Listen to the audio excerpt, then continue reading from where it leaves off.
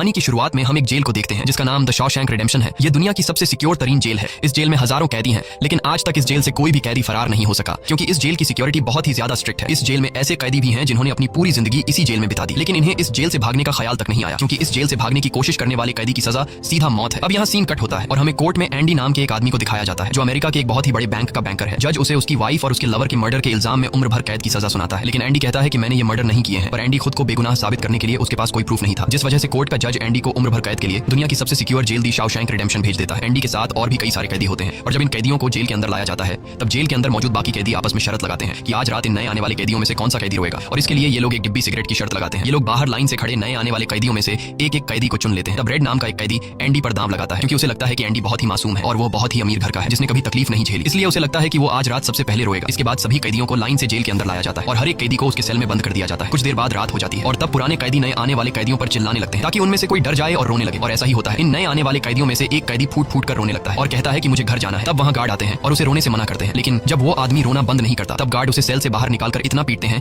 कि वह बेहोश हो जाता है। दूसरी तरफ रेड एंडी पर लगाया हुआ दांव हार जाता है और रेड समझ जाता है कि एंडी बहुत ही स्ट्रांग है, क्योंकि इतना डराने के बावजूद उसने एक आवाज तक नहीं की। इसलिए अगले दिन रेड अपने साथी को सिगरेट का एक डिब्बा दे देता है, क्योंकि रेड एंडी पर लगाया हुआ दांव हार चुका था। तभी हम एंडी को देखते हैं जो अकेला चुपचाप ब्रेकफास्ट कर रहा होता है। तब एंडी की मुलाकात जेल के सबसे पुराने कैदी ब्रुक्स से होती है। ब्रुक्स को यहाँ इस जेल में लगभग 50 साल पूरे होने वाले हैं। एंडी समझदारी से ब्रुक्स से इस जेल के सभी छोटे बड़े रूल्स और हर एक कैदी के बारे में जानने की कोशिश करता है। तब ब्रुक्स एंडी को जेल का हर एक सीक्रेट बता देता है और वो एंडी से कहता है कि अगर तुम्हें जेल के बाहर से कुछ मंगवाना हो तो रेड नाम के कैदी के पास जाना। ये सुनते ही एंडी भी इंतजार नहीं करता और वह सीधा रेड के पास पहुंच जाता है और रेड से कहता है कि मैंने सुना है तुम बाहर से किसी भी चीज को अंदर मंगवा सकते हो। तब रेड कहता है हाँ मैं मंगवा सकता हूँ, लेकिन ऐसी चीज जो यहाँ से भागने या फिर किसी को मारने में काम ना आती हो। एंडी रेड से कहता है कि मुझे हैमर यानी एक हथौड़ा चाहिए। हथौड़े का नाम सुनते ही रेड कहता है कि तुम्हें हथौड़ा ही क्यों चाहिए, क्या तुम हथौड़े से किसी को मारने वाले तो नहीं हो। तब एंडी कहता है नहीं, मैं किसी को मारने वाला नहीं हूँ, मेरा यहाँ कोई भी दुश्मन नहीं है। ये सुनकर रेड कहता है कि तुम्हारा यहाँ दुश्मन तो नहीं है, लेकिन जल्द ही कुछ लोग तुम्हारे दुश्मन बनने वाले हैं। वो कुछ लोगों की तरफ इशारा करके एंडी को वार्न करता है कि इन लोगों की गंदी नजर तुम पर है, इसलिए इनसे बचकर रहना। अगले दिन एंडी के कहने पर रेड उसके लिए हैमर मंगवा देता है, और जब वो हथौड़ा देखता है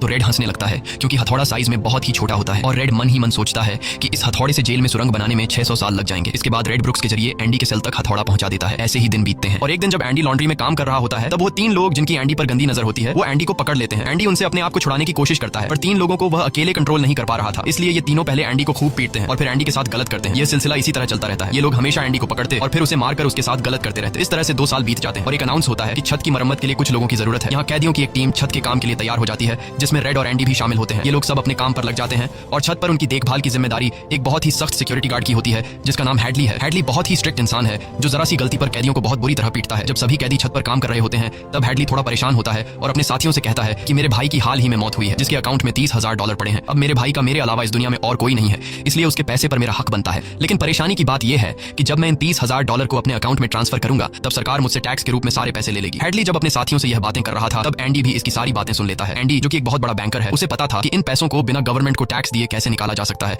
इसके बाद एंडी बिना सोचे हैडली के पास जाता है और उससे कहता है कि क्या तुम अपनी बीवी पर भरोसा करते हो। ये बात सुनते ही हैडली को गुस्सा आ जाता है और वह एंडी को पकड़कर छत के किनारे ले जाता है, लेकिन उसे नीचे फेंकने से पहले एंडी उसे बताता है अगर तुम अपनी बीवी पर भरोसा करते हो कि वह तुम्हें धोखा नहीं देगी तो तुम आसानी से अपने भाई के पैसे अपनी वाइफ के अकाउंट में ट्रांसफर कर सकते हो, वह भी बिना टैक्स दिए, क्योंकि गवर्नमेंट का एक रूल है कि कोई भी इंसान अपनी पत्नी को पूरे जीवन में $60,000 तक गिफ्ट कर सकता है और इन पैसों पर कोई टैक्स नहीं लगता। और एंडी ये भी कहता है कि अगर तुम बाहर से किसी लॉयर को रखोगे तो वह तुमसे बहुत ज्यादा पैसे चार्ज करेगा, लेकिन मैं ये काम तुम्हारे लिए फ्री में कर सकता हूँ। तब हैडली पूछता है बदले में तुम्हें क्या चाहिए। इस पर एंडी मुस्कुराते हुए कहता है मुझे कुछ नहीं चाहिए, जब तुम्हारा काम हो जाए तुम बस मेरे सारे दोस्तों को बियर पिला देना। और अगले दिन सभी कैदी छत पर बैठकर बियर का मजा ले रहे होते हैं, यानी एंडी ने हैडली का काम कर दिया था, लेकिन एंडी बियर नहीं पीता। वह एक कोने में बैठकर सभी को बियर पीते देखकर खुश होता है। एंडी के साथी भी उससे बहुत खुश होते हैं, क्योंकि जेल में बियर पीना ऑलमोस्ट इम्पॉसिबल था, लेकिन एंडी की वजह से उनकी यह इच्छा पूरी हुई। फिर समय ऐसे ही बीतता है और एंडी और रेड की दोस्ती गहरी हो जाती है। कुछ दिन बाद जेल में सभी कैदियों को फिल्म दिखाई जाती है और सभी लोग रीटा हेवर्थ की फिल्म देख रहे होते हैं। तब एंडी रेड के पास आकर कहता है मुझे रीटा हेवर्थ का एक बड़ा पोस्टर चाहिए। एंडी रेड से इसलिए पोस्टर मांगता है क्योंकि पूरे जेल में एक रेड ही था जो बाहर से किसी भी चीज को मंगवा सकता था। इसके बाद एंडी बाहर निकलता है, लेकिन जैसे ही वह बाहर आता है वहाँ वही 3 लोग खड़े होते हैं जो एंडी के साथ गलत करते थे। वह एंडी से कहते हैं चलो हमारे साथ, लेकिन इस बार एंडी मना कर देता है। एंडी के मना करने पर वो लोग उसे पकड़ लेते हैं और उसके साथ जबरदस्ती करने की कोशिश करते हैं, लेकिन एंडी भी उनका मुकाबला करता है, पर वो लोग 3 होते हैं,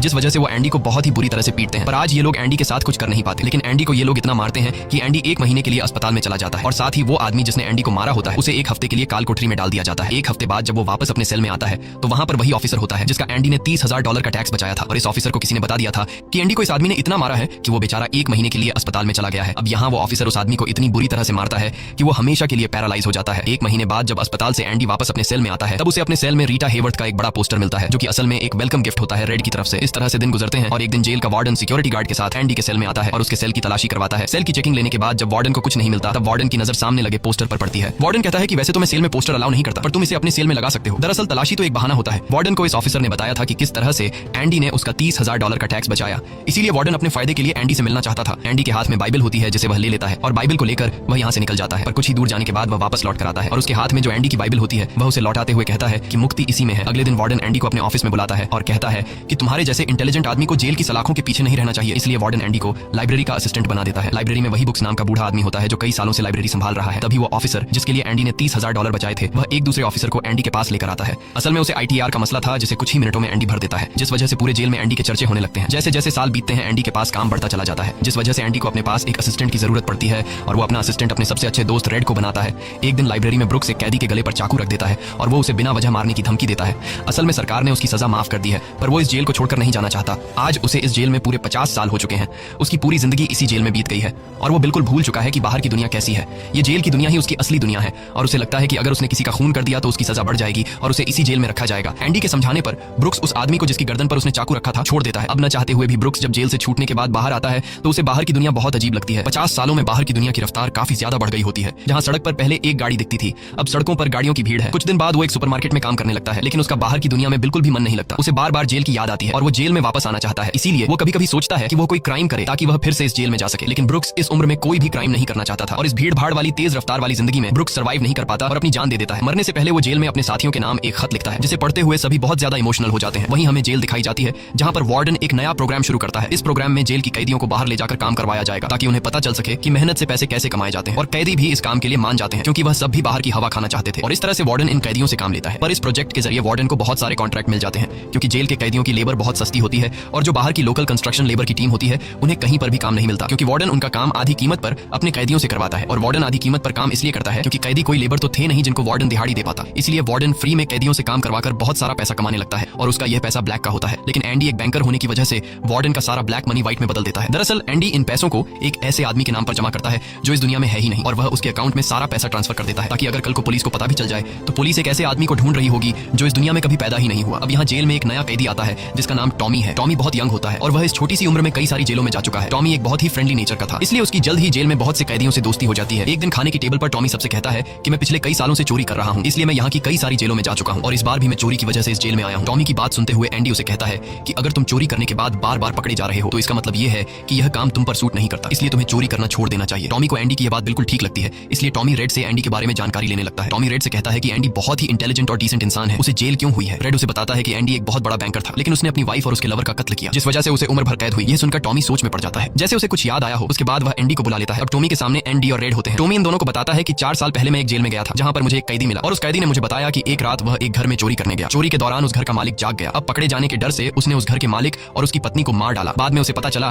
कि वो दोनों पति पत्नी नहीं थे बल्कि लवर थे और वो औरत एक बहुत बड़े बैंकर की पत्नी थी। कुछ समय बाद जब मैंने अखबार में न्यूज पढ़ी तो मुझे पता चला कि पुलिस ने जब इन 2 मर्डर्स के बारे में जांच की तो पुलिस को शक हुआ कि इन दोनों को बैंकर ने मारा है, इसलिए बैंकर को उसकी पत्नी और उसकी पत्नी के लवर के हत्या के इल्जाम में गिरफ्तार कर लिया गया। यहाँ हमें पता चलता है कि एंडी बेगुनाह था। ये सब जानने के बाद एंडी वार्डन के पास जाता है और उससे ये सारी बातें बताता है, पर वार्डन जानबूझकर उसकी बातों पर विश्वास नहीं करता क्योंकि एंडी वह इंसान है जो उसके काले पैसों को व्हाइट में बदलता है और वार्डन के सारे राज जानता है। इसलिए अगर एंडी यहाँ से चला गया तो वार्डन न तो और पैसे कमा पाएगा और शायद उसके ब्लैक पैसों का राज भी खुल जाएगा। इसलिए वह एंडी से कहता है कि यह एक झूठी कहानी है, मुझे ऐसी कहानियां रोज सुनने को मिलती हैं। एंडी वार्डन से वादा करता है कि अगर मैं आजाद भी हो गया तो मैं तुम्हारा राज ही रखूंगा, लेकिन वार्डन एंडी की कोई भी बात नहीं सुनता। यह देखकर एंडी को बहुत गुस्सा आता है कि मैंने इस आदमी की इतनी मदद की लेकिन आज बेगुनाह होने के बावजूद भी मुझे ये बाहर नहीं जाने दे रहा, इसलिए एंडी वार्डन पर चिल्ला पड़ता है। तब वार्डन एंडी को 1 महीने के लिए काल कोठरी में डाल देता है और उसके बाद वह सीधे टॉमी के पास जाता है और वार्डन टॉमी से पूछता है कि क्या तुमने जो बातें एंडी को बताई हैं वह सारी सच हैं। टॉमी कहता है हाँ ये बिल्कुल सच है। इसके बाद वह टॉमी से कहता है कि क्या अगर तुम्हें कोर्ट में बुलाया जाए तो तुम कोर्ट में इस बात की गवाही दे सकते हो। तब टॉमी कहता है हाँ मैं इसके लिए तैयार हूँ। ये सुनते ही वार्डन ऊपर गार्ड को इशारा करता है और वह गार्ड टॉमी को गोलियों से छलनी कर देता है। इसके बाद वार्डन एंडी के पास जाता है और उसे कहता है कि टॉमी ने भागने की कोशिश की थी इसलिए उसे गोली मार दी गई, लेकिन एंडी समझ जाता है कि टॉमी को क्यों मारा गया और एंडी मन ही मन सोचता है कि वार्डन बहुत ही घटिया इंसान है। एंडी वार्डन से कहता है कि आज के बाद मैं तुम्हारा काम कभी नहीं करूंगा। तब वार्डन कहता है कि मेरा काम तो तुम्हें ही करना पड़ेगा वरना मैं ये जेल तुम्हारे लिए नरक बना दूंगा। और जाते हुए वार्डन सिक्योरिटी गार्ड से कहता है कि उसे 1 और महीने के लिए काल कोठरी में रखो। काल कोठरी एक बहुत ही खौफनाक जगह थी जहां काले अंधेरों में कैदी को पूरे 1 महीने रहना पड़ता था। अब एंडी इस काल कोठरी में 1 महीना तो बिता चुका था लेकिन अब उसे 1 और महीना उसी अंधेरे वाले छोटे से कमरे में बिताना पड़ेगा। बाहर पूरे जेल में यह खबर फैल जाती है कि एंडी उस गुनाह की सजा काट रहा है जो उसने कभी किया ही नहीं था। जेल के अंदर मौजूद सभी कैदियों को एंडी के लिए बहुत दुख होता है। अब काल कोठरी में पूरे 2 महीने गुजारने के बाद जब एंडी बाहर आता है तो रेड उसके पास आता है। एंडी रेड से पूछता है कि क्या तुम कभी इस जेल से बाहर निकल पाओगे। रेड कहता है हाँ, लेकिन तब जब मैं बहुत बूढ़ा हो गया हूंगा और मेरा दिमाग काम करना बंद कर देगा। एंडी कहता है कि मैं यहाँ से निकलकर मेक्सिको जाऊंगा। मेक्सिको में समुद्र किनारे एक बहुत खूबसूरत जगह है। कहा जाता है कि इंसान अपने अपने आप को वहाँ खो देता है। मैं वहाँ अपना एक रेस्टोरेंट खोलूंगा, समुद्र किनारे अपनी नाव की रिपेयर करूंगा और वहाँ मुझे एक जोगाड़ी आदमी की जरूरत पड़ेगी जो मेरे लिए बाहर से सामान लाया करेगा। असल में वह रेड की तरफ इशारा कर रहा था। रेड ये सुनकर कहता है कि उम्मीद बहुत खतरनाक चीज होती है, ये इंसान को पागल तक कर देती है, तुम्हें सच्चाई की दुनिया में वापस लौटना होगा, मेक्सिको यहाँ से बहुत दूर है। ये कहकर रेड वहाँ से जाने लगता है, लेकिन जाने से पहले एंडी रेड से कहता है कि वादा करो कि अगर तुम कभी यहाँ से रिहा हुए तो मेरा एक काम करोगे। रेड कहता है हाँ मैं जरूर करूंगा। तब एंडी रेड को एक एड्रेस बताता है और कहता है कि जब भी तुम यहाँ से छूट जाओ तो उस जगह जाना जहाँ एक बड़े मैदान के बीच एक खूबसूरत पेड़ है, उसी पेड़ के नीचे मैंने अपनी वाइफ को प्रपोज किया था। वह रेड से कहता है कि उसी पेड़ के नीचे एक दीवार के अंदर तुम्हें काले रंग का पत्थर मिलेगा जिसके नीचे मैंने एक बॉक्स छिपाया है और जब भी तुम रिहा हो जाओगे तो वहाँ जाकर उस पत्थर के नीचे उस बॉक्स को देखना कि उसमें क्या है। यह कहकर एंडी वहाँ से चला जाता है और सीधा वार्डन के पास पहुंचता है। वह वार्डन का काम पूरा करके उसके सारे डॉक्यूमेंट्स एक खास तिजोरी में रखता है। डॉक्यूमेंट्स रखने के बाद वार्डन एंडी को अपने कपड़े देता है। वह एंडी से कहता है कि मेरे कपड़े प्रेस करवा देना और मेरे जूतों को शीशे की तरह चमका देना। इसके बाद एंडी वापस अपने सेल में आ जाता है। वहीं दूसरी तरफ रेड आज रात बहुत परेशान होता है क्योंकि उसे डर था कि एंडी कहीं खुद को मार न दे। इस तरह से रात गुजर जाती है और सुबह होती है। सुबह होते ही सभी कैदियों के सेल के दरवाजे खुल जाते हैं और सभी कैदी बाहर आ जाते हैं, लेकिन एंडी सेल से बाहर नहीं आता। ये पिछले 20 सालों में पहली बार ऐसा हो रहा था कि कोई कैदी सुबह अपने सेल से बाहर नहीं आया। तब रेड की नजर भी एंडी के सेल की तरफ होती है और रेड की परेशानी बढ़ती रहती है कि कहीं एंडी ने खुद को मार तो नहीं दिया। तभी एक गार्ड बहुत गुस्से में एंडी के सेल की तरफ जाता है, लेकिन वहां पहुंचकर जब वह देखता है तो उसकी आंखें खुली की खुली रह जाती हैं क्योंकि अंदर सेल में कोई भी नहीं था और एंडी वहां से फरार हो चुका था। अब हम वार्डन को देखते हैं जो अपने जूते पहनने के लिए निकालता है, लेकिन उस बॉक्स में उसके नहीं बल्कि एंडी के पुराने जूते होते हैं और तभी पूरे जेल में सायरन बजने लगता है और यह सायरन होता है किसी कैदी के भागने का। वार्डन तेजी से एंडी के सेल में जाता है और वहां वह देखता है कि एंडी नहीं है। इसके बाद वह सिक्योरिटी गार्ड से कहता है कि जाओ और रेड को बुलाकर लाओ क्योंकि वह हमेशा एंडी के साथ रहता था। यहाँ पर रेड को भी बुलाया जाता है। वार्डन रेड से पूछता है कि यह एंडी कहाँ है। रेड कहता है कि मुझे क्या पता। इस बात पर वार्डन को बहुत गुस्सा आता है। वह कहता है क्या वह कोई भूत था जो रातों रात यहाँ से गायब हो गया। गुस्से में वार्डन वहाँ पड़े पत्थर उठाता है और उनसे गार्ड्स और रेड को मारने लगता है और एक पत्थर वह उस पोस्टर पर भी मारता है जो दीवार पर लगा होता है, पर पत्थर टकराकर नीचे नहीं गिरता बल्कि पोस्टर के आर पार हो जाता है। और जब वार्डन उसके अंदर हाथ डालता है तो देखता है कि एंडी ने वहाँ एक बहुत बड़ी सुरंग बना रखी थी जिसे देखकर सब हैरान हो जाते हैं क्योंकि यह दीवार बहुत मजबूत होती है। बिना मशीन के इस दीवार में सुरंग बनाना लगभग नामुमकिन था, पर एंडी ने नामुमकिन को मुमकिन कर दिखाया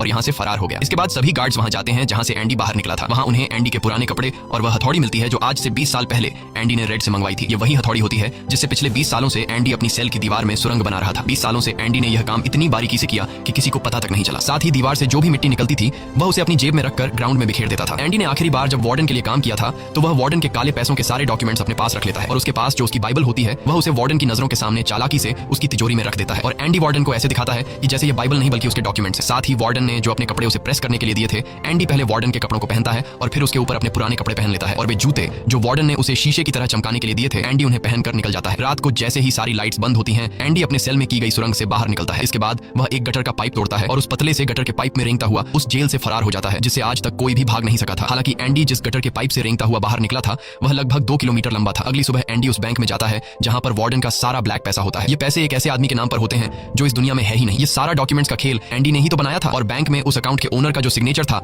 वह जेल से एंडी किया करता था। इसलिए एंडी को वार्डन का सारा पैसा निकालने में कोई मुश्किल नहीं होती। एंडी के पास उस आदमी के नाम के सारे डॉक्यूमेंट्स होते हैं, इसलिए एंडी बैंक में जाकर सारे पैसे निकाल लेता है और ये पैसे होते हैं $3,70,000। यानी कि एंडी न केवल आजाद हुआ बल्कि वह पैसों से मालामाल भी हुआ। और यहाँ हमें पता चलता है कि एंडी जिस दिन से उस जेल में एंटर हुआ था उसी दिन से वह इस काम की प्लानिंग कर रहा था। वार्डन ने एंडी के साथ जेल में बहुत बुरा सलूक किया था और उसने टॉमी को भी मार दिया था, इसलिए वह वार्डन के काले पैसों के सबूत मीडिया को देता है। अगली सुबह यह खबर न्यूज़पेपर में छप जाती है और जब वार्डन तिजोरी खोलकर देखता है तो उसमें उसके डॉक्यूमेंट्स नहीं बल्कि बाइबल होती है। बाइबल के पहले पेज पर एंडी ने लिखा होता है कि तुमने सही कहा था, मुक्ति इसी में है। और जब वार्डन पेज पलटता है तो वह देखता है कि वहां पर हथौड़ी का एक निशान होता है। दरअसल एंडी ने बाइबल के पेजेस को हथौड़ी की शेप में काटकर एक सांचा बनाया हुआ था जिसके अंदर वह अपनी हथौड़ी छिपाया करता था। और आज से 20 साल पहले जब वार्डन पहली बार एंडी की सेल में गया था और उसने एंडी की बाइबल उसके हाथ से लेकर वापस उसे लौटा दी थी, उस समय भी वह हथौड़ी उसी बाइबल के अंदर थी। यह देखकर वार्डन को एक बहुत बड़ा झटका लगता है। दूसरी तरफ वार्डन के काले पैसों की खबर पूरे शहर में फैल चुकी थी, इसलिए जेल के बाहर रिपोर्टर्स और पुलिस वार्डन को गिरफ्तार करने के लिए आ रही होती है। और इससे पहले कि पुलिस उसे गिरफ्तार करती वार्डन अपने आप को गोली मार देता है। कुछ समय बीतने के बाद एंडी के दोस्त रेड की सजा भी माफ कर दी जाती है और उसे गवर्नमेंट की तरफ से एक नौकरी भी दिलाई जाती है। पर बाहर की दुनिया में रेड का दिल बिल्कुल नहीं लगता क्योंकि उसने अपनी जिंदगी के 40 साल जेल में गुजारे थे। रेड भी उसी कमरे में रहता है जहां पर ब्रुक्स रहा करता था और रेड भी अपनी जान देना चाहता है, पर तभी उसे याद आता है कि उसने एंडी से वादा किया था। इसके बाद वह उस जगह के लिए गाड़ी में रवाना हो जाता है और वह उस बड़े घास के मैदान में जाता है जहां पर एक बहुत बड़ा पेड़ होता है। साथ ही पत्थरों की दीवार भी होती है। उस दीवार पर एक काले रंग का पत्थर होता है और जब वह उस पत्थर को उठाता है तो उसके नीचे एक बॉक्स होता है। उस बॉक्स के अंदर कुछ पैसे और एक लेटर होता है। ये लेटर एंडी का होता है। उस लेटर में लिखा होता है कि एंडी रेड का उसी जगह पर इंतजार कर रहा है जिस जगह के बारे में एंडी ने रेड को जेल में बताया था। उसके आगे एंडी ने लिखा होता है कि उम्मीद अच्छी चीज होती है। इसके बाद रेड उस जगह पहुंच जाता है और जब वह समुद्र किनारे जाता है तो वो देखता है कि एंडी नाव में बैठकर अपनी नाव ठीक कर रहा है। यह जगह, यह सब कुछ एंडी का वह सपना होता है जो उसने जेल में रेड से शेयर किया था और रेड ने कहा था कि उम्मीद अच्छी नहीं होती। इसके बाद ये दोनों एक दूसरे को गले लगाते हैं और इसी के साथ ये कहानी खत्म हो जाती है। अगर आपको यह वीडियो अच्छी लगी हो तो हमारे चैनल को सब्सक्राइब और वीडियो को लाइक जरूर कीजिएगा।